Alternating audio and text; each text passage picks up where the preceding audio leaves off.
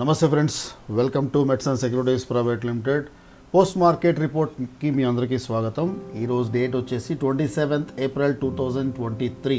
First మనం Nifty గురించి కనుక చూసుకున్నట్టయితే నిన్న ఈ డబ్ల్యూ ప్యాటర్న్ ఫామ్ అయింది, దీని పైన క్లోజ్ అయింది కాబట్టి ఇది బుల్లిష్లోనే ఉంటుంది అనుకున్నాము. అంటిల్ అన్లెస్ దీని పైన ఓపెన్ అయితే ఇక్కడ నుంచి ర్యాలీ తీసుకుంటుంది. నెక్స్ట్ రెసిస్టెన్స్ వచ్చేసి 17th April రోజు మనకి ఫామ్ అయిన ఏదైతే రెసిస్టెన్స్ లైన్ ఉందో ఈ రెసిస్టెన్స్ లైన్ అనేది చాలా ఇంపార్టెంట్. ఇది బ్రేక్ చేసింది అని అంటే ఫర్దర్ గా అక్కడ నుంచి బుల్లిష్కి వెళ్ళే ఛాన్సెస్ ఉంటుంది. సో ఇది బ్రేక్ చేసింది అని అంటే మనం చూసుకోవాల్సింది డైలీ టైం ఫ్రేమ్ లో చూసుకోవాలి, ఎందుకంటే నెక్స్ట్ మేజర్ లెవెల్స్ అన్ని డైలీ టైం ఫ్రేమ్ లో ఉన్నాయి. ఏదైతే మనం అనుకుంటున్న కంటిన్యూస్ గా మనం చెప్పుకుంటున్న బ్రేక్అవుట్ లెవెల్ పైన ఓపెన్ అయింది, ఫర్దర్ గా ఇక్కడ నుంచి మనకి 18,134 అలాగే 18,300 మార్క్ దాకా టచ్ అయ్యే ఛాన్సెస్ నిఫ్టీలో కనిపిస్తున్నాయి. సో రేపు ఇంట్రాడే వైజ్గా మనం ఎలా ట్రేడ్ చేయాలి అని చూసుకుంటే ఫ్రెండ్స్, ఫస్ట్ ఆఫ్ ఆల్ మనం గుర్తుపెట్టుకోవాల్సింది ఏంటి అని అంటే కంటిన్యూస్గా సాటర్డే, సండే, మండే కూడా మనకి హాలిడే ఉంది. సో దాన్ని బట్టి ఏంటి అంటే రేపు ఒక్కరోజే ట్రేడింగ్ డే ఉంది కాబట్టి చాలా కాషియస్గా ట్రేడ్ చేయండి.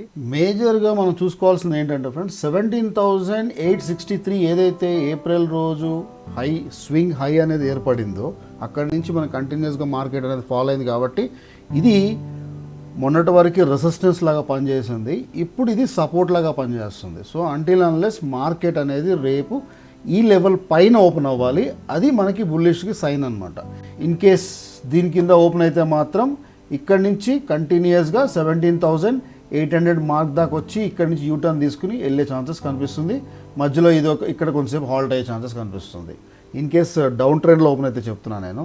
మేజర్ బ్రేక్అవుట్ పైన ఓపెన్ అయింది కాబట్టి ఇక్కడ ఒకటేసారి హ్యూజ్ గ్యాప్ అప్లో వచ్చింది అనుకోండి, 18,065 దగ్గర డైరెక్ట్గా ఓపెన్ అయ్యే ఛాన్సెస్ కనిపిస్తుంది.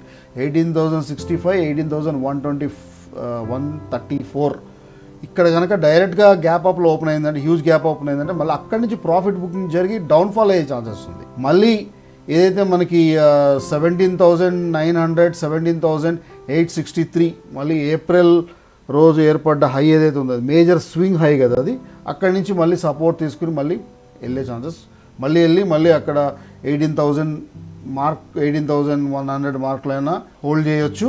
లేదు అనుకుంటే ఇక్కడ దాకా వచ్చి ఇక్కడ దాకా ఆగిపోయి ఇక్కడే ట్రేడ్ అవ్వచ్చు.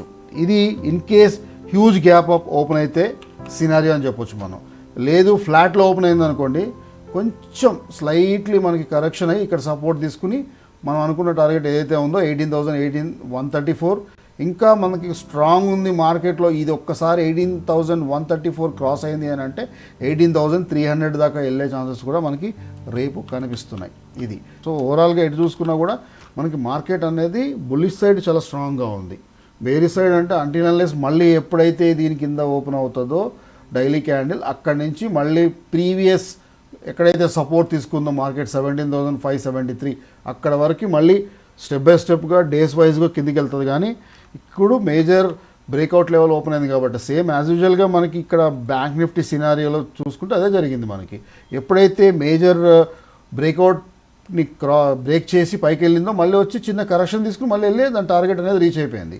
సో అలాగే నిఫ్టీలో కూడా ఇప్పుడు ఏంటి అని అంటే మనకి అలాగే సేమ్ థింగ్ జరిగే ఛాన్సెస్ కూడా కనిపిస్తుంది. ఓకే, ఇది ఓవరాల్గా నిఫ్టీకి సంబంధించిన ప్రెడిక్షన్ ఫ్రెండ్స్.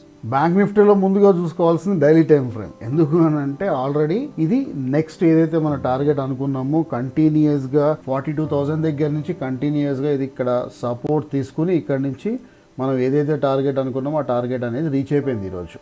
ఓకే, 43,000 టార్గెట్ అనేది రీచ్ అయిపోయింది. ఇక్కడ మనకి రేపు ఇంకొక విషయం ఏంటి అని అంటే ఐదర్ బ్యాంక్ నిఫ్టీ ఇక్కడ నుంచి ప్రాఫిట్ బుకింగ్ అయ్యి నిఫ్టీని కిందికైనా తీసుకురావాలి, లేదు నిఫ్టీ ఆల్రెడీ మేజర్ బ్రేక్అవుట్స్ పైన ఓపెన్ అయింది కాబట్టి దీని బ్యాంక్ నిఫ్టీని 43,000 ఏదైతే మార్క్ ఉందో టచ్ అయ్యి 43,355 దాకా తీసుకెళ్ళొచ్చు. రెండిట్లో ఏదైనా జరగవచ్చు అనమాట.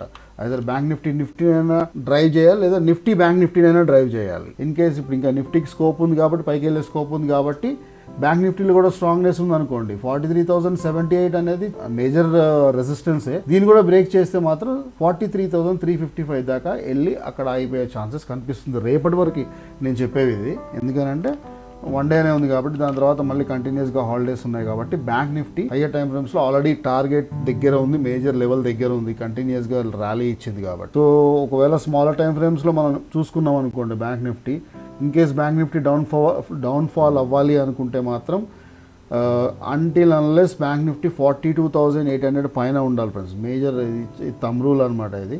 42,000 పైన ఉండాలి, 42,850 పైన ఉండాలి.